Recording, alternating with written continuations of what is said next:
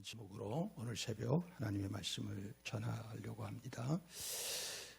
이제 사사기서의 본론은 온니엘이라고 하는 그 갈렙의 사위죠. 악사의 남편이고, 이제 그 사사서부터 시작해서 삼손에 이르기까지 12사사의 스토리입니다. 근데 12사사는 6명을 대사사라고 그래요. 그래서 온니엘, 에훗, 그다음에 드보라, 그 다음에 이제 기드온, 또 이제 오늘 우리가 이제 보려고 하는 이제 입다, 그 다음에 이제 삼손, 이 6명이 대사사입니다. 대사사라는 건 그들 사사의 이야기가 길단 말이에요. 그래서 대사사라고 그러는 것입니다. 왜 선지서도 짧으면은 소선지, 길면 대선지 그러잖아요. 그 다음에 이제 나머지 6분은 이제 전부 이제 소사사인데, 오늘 우리가 읽은 본문에 보면은 입다라고 하는 이제 그 대사사가 나오기 전에 두 사사의 이야기부터 시작을 합니다. 사사 돌라와 야일이라고 하는 사사죠. 자, 그러면은 사사라고 하는 이름은 똑같은데 이전까지의 사사와 무엇이 다르냐 하냐면 몇 가지 다른 면이 나와요. 첫째는 뭐냐 하면은 이들 사사들은 어떤 입다라는 사사가 나오기 전까지 두 사사, 그 다음에 이제 입다 이후에 또 입산과 엘론과 압단이라고 하는 그러한 그 사사가 나오는데, 그 사사들은 군사적 행동을 한 것이 없어요. 그러니까 외부적 어떤 그 적들과 싸운 행동이 없고, 그러니까 하나님이 그들을 갖다가 이렇게 부르셔서 권능을 입혀서 이런 기록이 나오질 않습니다. 이제 오늘 이 사사돌라라고 하는 사람, 아말렉의 뒤를 이어서 사사가 됐다 그래요. 근데 이 사람 보면 뭐 한 것이 없어요. 아무것도 일어난 것이 없고 일어나서 이스라엘을 구원하니라 이렇게 얘기를 했어요. 누구하고 싸웠다는 얘기도 없고 그렇게 나왔습니다. 그리고 23년 동안 사사 일을 했는데 그 사사 일에 대한 행적도 없어요. 특별히 뭐가 없느냐 하면은 이제까지는 공식이 있어요. 이스라엘 사람들이 범죄하면은 하나님이 심판하시고 저들의 고통에서 부르짖으면은 하나님이 구원하셔서 태평하단 말이에요. 개혁하는 글에선 태평이고 이제 개혁 개정에선 그런 말이 없습니다. 이 사람은 뭐를 했을까?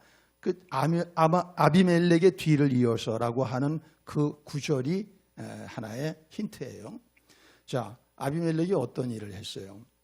아비멜렉은 동족들을 죽이고 거의 주 내전에 역하는 그런 수천 명을 죽이고 이런 일이 일어났잖아요. 이거 공동체가 어떻게 되겠습니까, 여러분? 이 하나님의 언약 공동체가 서로 큰 상처를 받고 그리고 이제 안정이 안 되고 그런 가운데에서 이 사사를 이 돌라가 이제 일어나서 이 사사의 역할을 감당함으로써 어떤 일을 했다는 거죠.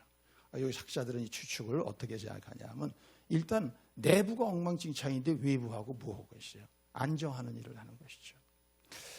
이 도도라고 하는 돌라라고 하는 이 사사의 이름이 뜻이 참 묘해요. 지렁이라는 뜻이에요. 연지벌레, 지렁이. 앞에 사사는 아비멜렉은 어떤 사람이에요? 나는 왕이다. 그런 것 같아요. 강한 자 다음에는 약한 자가 이제 나오고 또 이제 약하고 부드러운 자 다음에 또 강한 자가 나오고 이런 것들이 결국 어느 하는 것도 만족은 없는 것이죠. 이제 이렇게 이 사사가 이런 일을 했습니다. 특별히 여기서는 하나님이 일으키셨다는 단어가 없어요. 그런데 이 일어나서 돌라가 일어나서 하는 이 일어나서라고 하는 이 단어가 굉장히 중요한 단어인데 어떤 단어냐면 스스로 일어났다는 얘기예요. 그러니까 하나님이 지명해서 그를 일으켜 세웠다기보다 스스로 일어났다. 그러니까 하나님에 의해서가 아니라 사람에 의해서. 군대도 두 가지가 있죠. 자원병이 있고 징집병이 있죠. 하나님이 부르신 것, 그러나 스스로 일어난 것, 더 나아가 사람에 의해서 일어나는 것, 좀 다른 것이죠. 자, 그 다음에 이제 사사 야일입니다. 사사 야일이 또 마찬가지로 일어나서 하나님이 부르셨다는 거 없습니다. 일어나서. 그런데 이 사람의 특별한 것은 아들이 30명이 있어. 아들이 30명이면 아내가 1명일까요? 많을까요? 아내가 많죠. 그리고 어린 낙이 30을 탔다고 그랬어요. 그 아이들 30이. 이건 무슨 말이냐 하면 오늘날로 말해서 말이에요.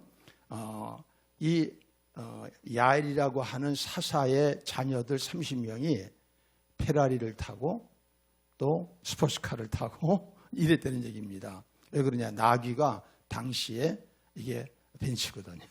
나귀가. 그러니까 사사의 자녀들이 부요한 삶을 사는 것이죠. 귀한 삶을 살고 그리고 성읍 30을 가졌다. 그러니까 이 30이라고 하는 것, 이게 아이들 하나씩 다 성읍이 있다는 얘기는 아니에요. 말하자면 다시 말하면 무슨 말이냐면 사사가 이 야엘이라고 하는 사사는 부를 추구하고 권력을 추구하는, 그래서 전반적으로 이 돌라와 야일은 이제까지의 사사보다 좀 어때요? 자질이 점점 이렇게 떨어지는 이제 그런 모습을 보여주고 있는 것입니다. 여러분, 지금 이제 교회가 이렇게 된 데는 다른 문제보다도 우리 한국 교회는 지도자의 문제라고 그렇게 우리들이 이해하고 있습니다. 그 무슨 말이냐면 목회자의 자질이죠. 목회자의 자질이 1세대의 목회자들은 어떤 분들이에요? 순교하네요. 다른 거 없지 않아요. 그냥 모든 걸 갖다가 쏟아붓지 않아요. 그러나 이게 이제 사회가 발전하고 경제가 발전하고 시대가 개인주의로 흐르면서 점점 목회자의 자질이 점점 낮아지는 것이지요. 제가 이제 그런 말씀을 드리잖아요. 다음번 4대 목사님 하나를 어떻게 해가지고서 결정을 해서 그분으로 교회가 완벽하게 문제가 해결되리라는 생각은 하시지 마시라고 그러잖아요. 왜? 그러면 또 문제 생기니까 여러분이. 그러니까 아예 그렇게 생각을 해야 합니다. 이제는 목회자 의존적이 돼서는 안 되는구나. 이제는 우리가 목회자와 동역을 해서, 그러니까 좋은 의미에서 목회자를 동역을 하고 더 나아가서는 견제도 되는 겁니다. 그런데 제 말은 견제라가 하는 일을 못하게 하려는 것이 아니라 목회자도 사람 아니에요. 그럼 비틀거릴 때 옆에서 도움이 되는 그러한 역할을 여러분이 하셔야 된다는 거예요. 그래서 목회자와 성도가 같이 동역해서 같이 세워가는 구조가 되지 않고서는 어떠한 교회들도 앞으로는 제대로 건강한 교회로 주님 오실 때까지 승리해 나가기가 어려운 것이죠. 자, 이제 이렇게 해서 이 성읍들을 하보자일이라고 부르고 이제 22년 동안, 합쳐서 거의 45년 동안의 시간이 지냈습니다. 이 기간 동안은 특별히 태평하지도 않았지만 커다란 문제도 없는 것 같고 그런 대로 그냥 평범한 이제 그런 식으로 이제 평가를 하고 있는 것이죠. 그런데 6절에 봅시다. 6절에 다시 우리에게 익숙한 구절이 나옵니다. 시작. 이스라엘 자손이 다시 여호와의 목전에 악을 행하여. 자, 우리에게 이 본문이 뭐 생소하지 않죠. 계속적으로 이 패턴으로 나오잖아요. 또 다시 여호와의 목전에 악을 행하여. 그런데 그 뒤에 기록된 본문의 내용이 심상치가 않습니다. 읽어보겠습니다. 바알들, 아스타롯과 아람의 신들과 시돈의 신들과 모압의 신들과 암몬 자산의 신들과 블레셋 사람들의 신들을 섬기고 여호와를 버리고 그를 섬기지 아니하므로 이제까지 나온 것을 다 합친 것 이상의 7 우상을 섬기고 있어요. 이건 지리적으로 보면은 동서남북 사방으로 우겨싸여가지고, 그러니까 총체적 우상 숭배의 사람들로 이 45년이 지나고 나서 변했다는 것입니다. 총체적 우상 숭배. 우리는 뭐 사람이기 때문에 어떠한 신앙생활의 완전이라는 것은 참 있기가 어렵죠, 당연히. 그래서 이제 각자의 어떤 아킬레스건이 있고 각자가 헤어나오지 못하는 우상의 죄가 있습니다. 사실 사순절이라는 것은 그러한 것들을 우리가 하나님의 말씀을 듣고 묵상함으로 말미암아 그런 문제들을 해결해 나가는 시간이거든요. 시기. 그래서 이 사순절에 회개가 안 되면 이 1년이 보나마나 우리는 엉터리 신앙생활을 하다가 종교생활을 하다가 끝나는 거란 말이에요. 그래서 사순절이 중요한 것이죠. 이 40일 동안 마음을 다해가지고 나의 가장 하나님께서 보시기에 문제점의 죄가 무엇인가 이런 것들을 듣고 성령의 역사로 찢고 그러면은 그 다음에 하나님이 우리에게 다시 은혜와 복을 주시는 것이거든요. 그런데 여기 보면은 총체적으로 사방으로 울렸어요. 도저히 헤어나올 수 없을 만큼 이렇게 우상 숭배의 사람들이 되어서 드디어는 여호와를 버리고 섬기지 아니했다. 그럼 이 사람들은 다시 말하면 하나님의 백성이라고 할 수가 없잖아요. 이렇게 됐다는 것입니다. 그러니까 하나님이 어떡하세요? 진노하셨다고 해요. 진노하셨다는 건 하나님의 노가 불탔다는 것입니다. 그 마음이 하나 이들에 대한 반역 때문에 참다가 불타가지고 금방 무슨 행동을 할 것처럼 그런 상태에 있다는 것입니다. 근데 안타까운 것은 이 사람들이 모르는 거죠. 자기들은 이렇게 하고서도 지금 진노가 올지 뭘지 모르는 거예요. 여러분 이번에 아마 여러분들 뉴스 보신 분들 아실 거예요. 이번에 이제 몇몇 교회들에서 주일 낮 설교를 이번에 코로나 사태는 하나님이 우리를 향하신 진노의 심판이다, 징벌이다 이렇게 설교를 한 걸 가지고서 이제 참석한 사람들이 이렇게 기사를 갖다 써가지고 고소한 내용이 있는데 우리는 알죠. 이 코로나가 이게 그러면 하나님의 상입니까? 이런 세계적인 지금 문제는 코로나가 문제가 아니잖아요. 코로나로 말미암아 며칠 만에 확 세계 경제가 바꿔버렸잖아요. 미국은 급히 이제 0.25% 아래로 거의가 0%죠. 0%로 이자를 내렸다가 이제는 그것 가지고도 안 돼. 왜? 2분기에 마이너스 30% 내지 마이너스 50%의 GDP 감소가 딱 통계가 나왔어요. 그래서 연방화폐준비위원회에다 얘기를 해가지고 무제한으로 돈을 찍어내기로 했어요. 무제한으로. 양적 완화죠. 그러면 그 다음에 나오는 게 뭐예요? 인플레이션. 그럼 어떻게 돼요? 엉망진창 되는 거죠, 경제가. 아직은 난 괜찮아. 월급이 또박또박 들어와. 난 아직까지 그래도 장사가 돼. 이런 거 다 없어지는 거지, 이제 앞으로. 이 후폭풍이 어마어마하게 오는 것입니다. 그런데 여러분, 그런데도 불구하고 난 괜찮아. 난 괜찮아. 이러고 있다면은 참 안타까운 사람들 아니겠어요? 이것이 왜 이렇게 왔는지를 전혀 그리스도인인데도 생각을 안 해. 집사님이고 중직들인데도 생각도 안 해. 목회자들도 생각도 안 해. 이것만 지나갔으면 좋겠다. 이렇게 생각해. 교인들 모으지 않으면 헌금 안 나온다. 이런 생각들을 해. 그런다면 이거는 기가 막힌 사람들이죠. 자, 그럼 하나님께서 이 진노를 어떻게 표현하시느냐 우리 한번 읽어보도록 하겠습니다. 7절 시작. 여호와께서 이스라엘에게 진노하사 블레셋 사람들의 손과 암몬 자손의 손에 그들을 파심해. 자, 여러분들이 보실 때 이쪽이 이제 암몬입니다. 요단강이라고 보세요. 그 이쪽이 암몬이고 이쪽이 블레셋입니다. 그런데 양쪽에 있는 적들을 다 이스라엘을 공격하게 만들었어. 그럼 나는 어떻게 되는 거예요? 양쪽에서 공격을 받아서 협공을 받아가지고 진퇴양난이 되어버리는 거죠. 여러분 이게 하나님께서 하시는 방법. 예를 들어 그래. 내가 돈은 있는데 건강이 안 좋아요. 그러면 그 돈에 의지해서 좀 더 나은 의료 혜택을 받고 또 뭐 이렇게 좀 더 어떤 돌봄을 받고 이렇게 하면 이제 돈까지도 끊어져. 그럼 어떻게 살려는 것입니까? 그치? 양쪽에서 협공을 해가지고 진퇴양난에 빠지게 해가지고 더 이상 자력구원이라는 거. 자기 스스로가 이 삶에서 스스로를 구원하고 견뎌낼 수 없도록 하나님이 만드신다는 거예요. 여러분 하나님을 두려워하셔야 돼요. 하나님을 두려워하시라고. 하나님을 얼마나 많으리 얘기하면 목전에서 악을 행한다는 건 하나님 정면에서 도전해서 악을 행한다는 거 아니에요. 그러니까 이것이 어떻게 무사히 견뎌내겠습니까? 이것이. 자, 이제 이렇게 18회 동안 18년 동안을 억압하였더라. 개역 한글에서는 학대하였더라. 학대했다는 뭐냐? 짓밟고 부숴버렸다 이거예요. 그러니까 하나님께서 이 외적들을 통하여서 블레셋과 암몬을 통하여서 이스라엘의 그 우상숭배, 총체적 우상숭배의 이 사람들을 짓밟고 부서뜨려 버렸다는 거예요. 하나님께서. 물론 능동적인 게 아니죠. 그들이 짓밟고 부서뜨려야 되는 것이죠. 우상숭배의 죄가 이렇게 무서운 것입니다. 자, 이 18년 동안을 이르더니 이제는 저 사람들이 강성해지니까 어떻게 했느냐. 9절 보니까 암몬 자손이 또 요단을 건너서 유다와 베냐민과 에브라임 족속과 싸움으로 이스라엘 곤고가 심하였더라. 요 세 족속은 12지파, 이스라엘의 12지파의 근간을 이루는 중심에 있는 강한 부족들이에요. 이들까지도 다 공격을 해가지고 이들도 그냥 가서 못 살게 만드니까 이스라엘 전체가 문제가 돼가지고 아이고 죽겠다 이제 이렇게 됐다는 것입니다.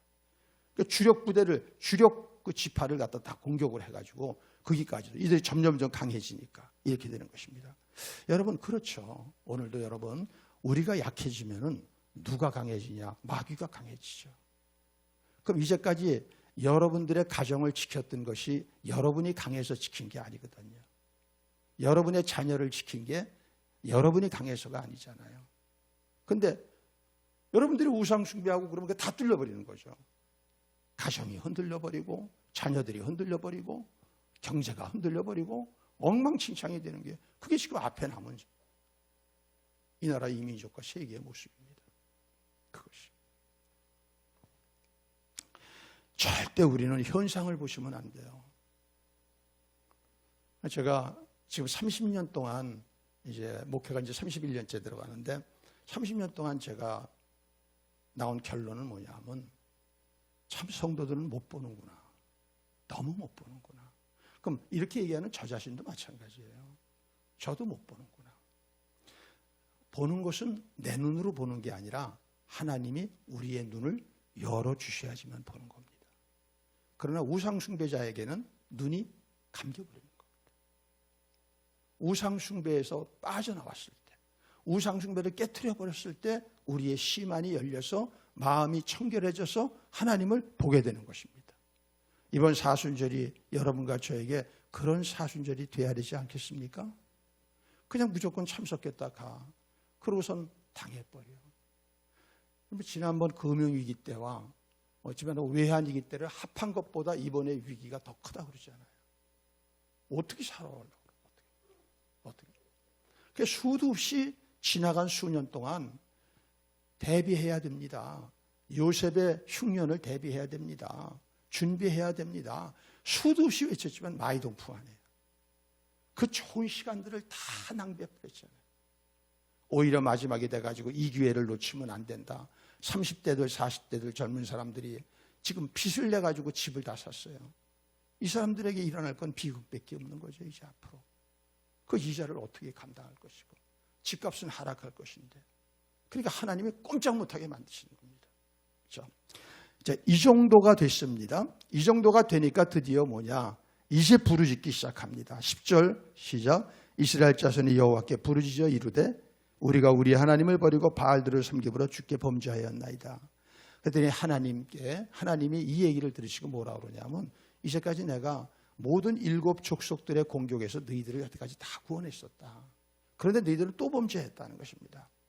그리고 13절 14절 읽어보겠습니다. 너희가 나를 버리고 다른 신들을 섬기니 그러므로 내가 다시는 너희를, 와, 이건 책망을 뛰어넘어서 거절해버리는 거예요. 이제 다시는 너희들이 암만 기도해도 난 너를 구원하지 않아. 그대로 망하게 내버려 둘 거야. 이렇게 하나님께서 거절하셨단 말입니다. 이게 말이 됩니까? 하나님은 우리가 곤란 중에 환난 중에 부르짖으면 응답하시는 하나님 아니에요. 근데 아주 딱 대놓고서 더 이상 너 응답 안 해. 끝장내버렸단 말입니다. 그러니까 14절 오히려 이제 또 하나님이 이렇게까지 하십니다. 가서 너희가 택한 신들에게 부르짖어 너희의 환난 때에 그들이 너희를 구원하게 하라. 이건 뭐냐면 조롱이죠. 비꼬시는 겁니다. 너희들 그렇게 우상 좋다며 그 우상한테 가서 살려달라고 해봐. 너희들 하나님 잊어버리고 악을 행하고 하나님 다 면전에서 짓밟아버리고 하나님 섬기지도 않고 가서 그 우상들만 다 쫓아다녀서 돈신 또 무슨 저희 향락신 또 아니면 우쭐거리는 명예 그런 거 그거 해봐. 그들이 구원해 주나. 이들이 이렇게 험악하게 타락해버린 이유는 뭘까? 딱 하나입니다. 타산. 가나안에 들어가니까 다 뭐예요? 다 풍족해. 왜 그래요? 바알을 섬기고 아스타롯을 섬겨. 그러니까 여기서 그들이 그게 혹해버린 것입니다. 참 해 아래 새 것이 없다는 걸 느끼는 거는요, 성도들이 교회에 들어왔을 때는 참 어려운 환경 속에서 와서 부르짖다가 오는 거거든요. 그래서 구원을 받고 회복을 돼요. 그러면 99%가 다 여기 빠져요. 99%. 한 1%, 2%가 여기에 안 빠지고 신앙을 지켜나가는데, 그것도 거죽의 모습은 지켜나가도 속이 썩기 시작하는 거예요. 그러니까 어떻게 해요? 첫사랑 잊어버리죠. 열정 잊어버리죠.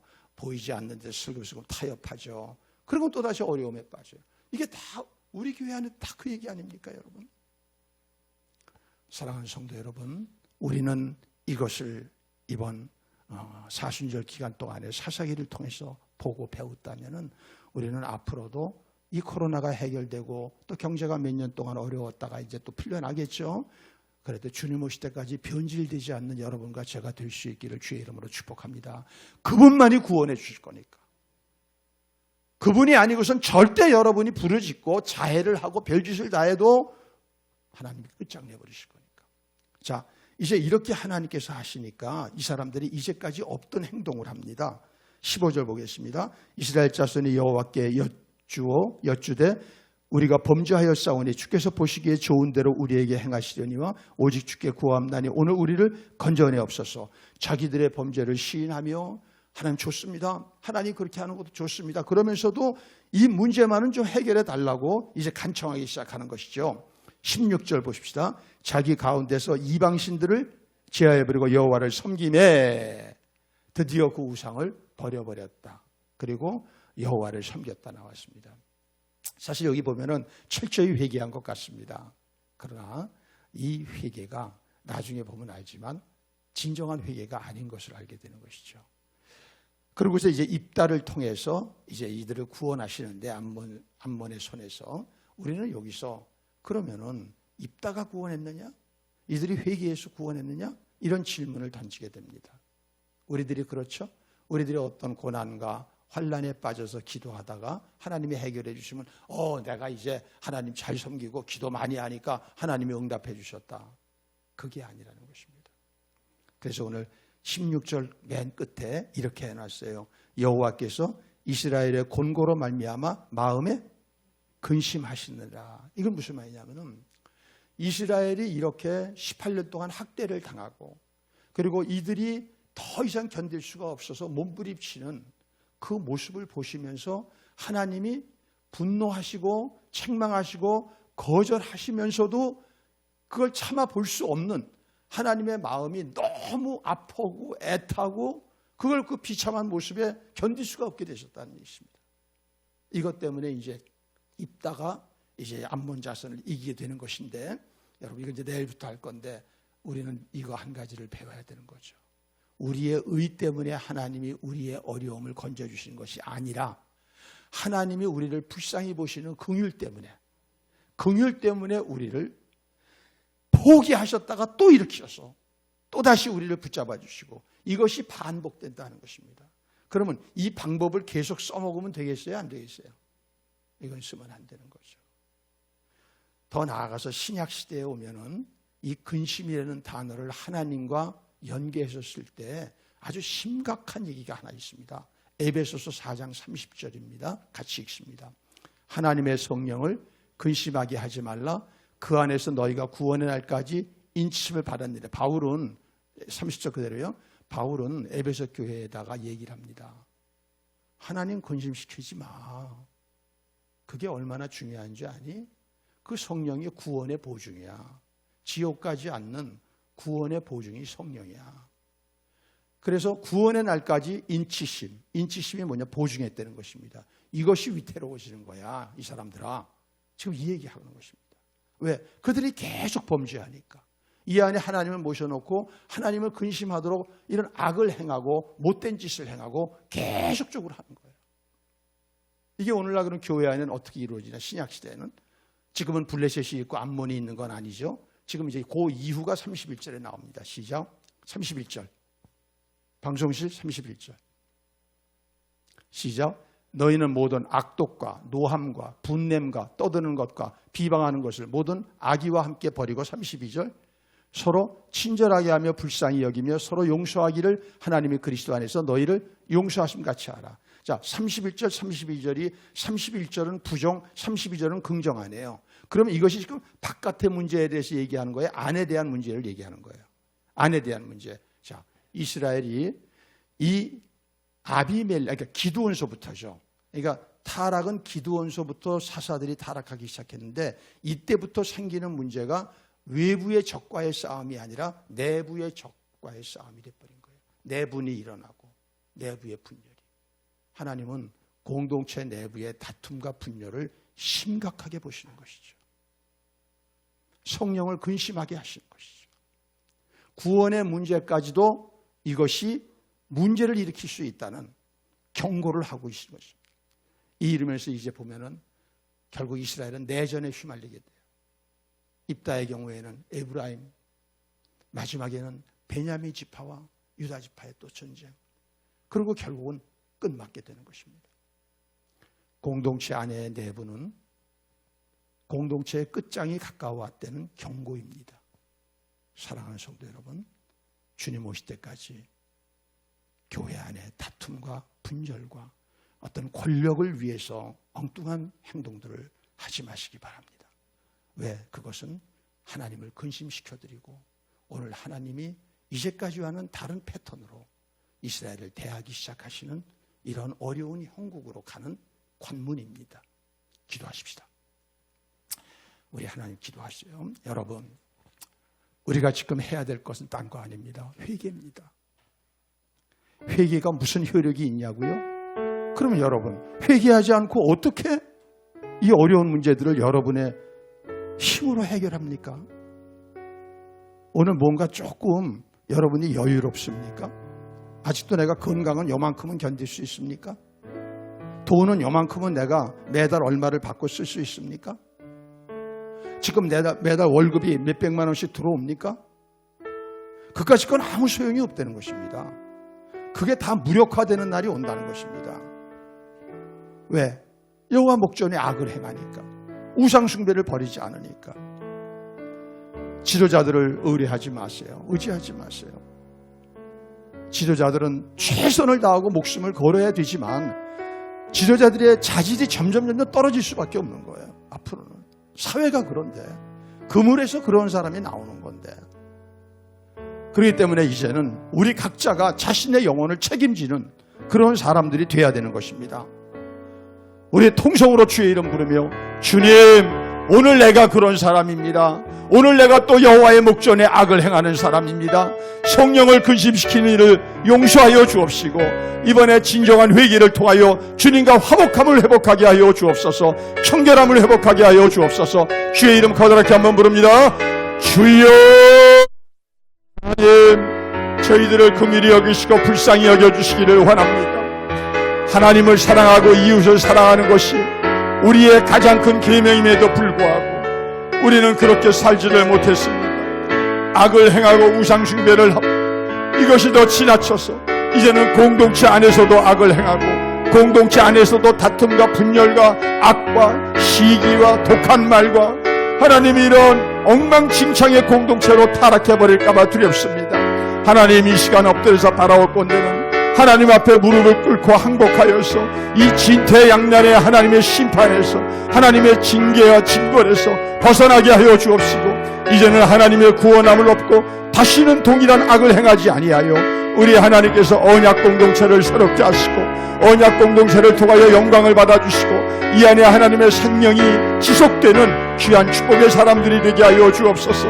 하나님, 어려운 환난의 날이 가까이 왔습니다. 이 환난의 날 우리가 해야 할 일은 내가 회개하여 처음의 사랑과 처음의 믿음을 가지고 하나님을 기쁘시게 하고 하나님을 영화롭게 하는 삶인 줄로 믿사오니, 이번 사순절 승리하게 하시고 여기 참석하는 모든 분들, 우리 교회에 하나님 메시지를 듣는 모든 분들, 한 분도 어려움 없도록, 어려움에서 건진받을 수 있도록 하나님의 회복하심이 나타날 수 있도록 역사하여 주시옵소서. 사랑과 긍휼에 풍성하신 하나님, 저희의 행위대로라면 저희는 멸절될 수밖에 없는 우상 숭배와 영적 간음의 존재임을 고백합니다. 그럼에도 불구하고 하나님께서는 우리의 아버지 되시기에 비통하고 비참한 마음으로 근심하시며 오늘도 우리를 바라보시고 다시금 그 자리에서 일어나 우리를 건지고자 하시는 분임을 믿고 감사와 찬송과 영광을 돌립니다. 주여, 이번 2020년 코로나의 사태에 극악의 죽음의 공포 속에서 저희들이 지나가는 이 사순절이 우리에게는 3일의 죽음으로 끝나고 부활의 생명으로 회복될 수 있는 기회가 되어지게 하여 주셔서 이를 위한 철저한 개별적인 회개, 공동체적인 회개가 우리 안에 일어나게 하여 주시옵소서. 도저히 인간의 힘으로는 막을 수 없는, 세계의 어떤 지도자도, 세계의 어떤 권력가와 정치가와 어떠한 기술인도 막을 수 없는 이 코로나의 사태 속에서 하나님을 두려워하게 하여 주사 그 앞에 무릎 꿇고 항복하고 복종하여 하나님의 구원 속에서 다시 오실 주님 때까지 승리하는 성도들이 되게 하여 주옵소서. 우리 한 분도 오늘 코로나로 말미암은 어려움 겪지 않도록 확진자 없이 지켜주옵시고 가족들을 보호하여 주옵시고 지금이라도 정신 차려서 다가오는 대공황, 다가오는 경제의 어려움, 다가오는 사회의 혼란을 대비할 수 있는 지혜로움을 얻게 하여 주옵소서. 귀한 예물 하나님께 드리오니 받으시고 저들의 삶에 더 이상 다산과 바알 숭배자들이 되지 말게 하여 주옵시고 철저한 하나님 경외하며 하나님 종으로 살아가게 하여 주셔서 평생을 하나님의 청지기로 배부른 삶을 살게 하여 주옵소서. 예수님의 이름으로 축복하고 기도합나이다. 아멘.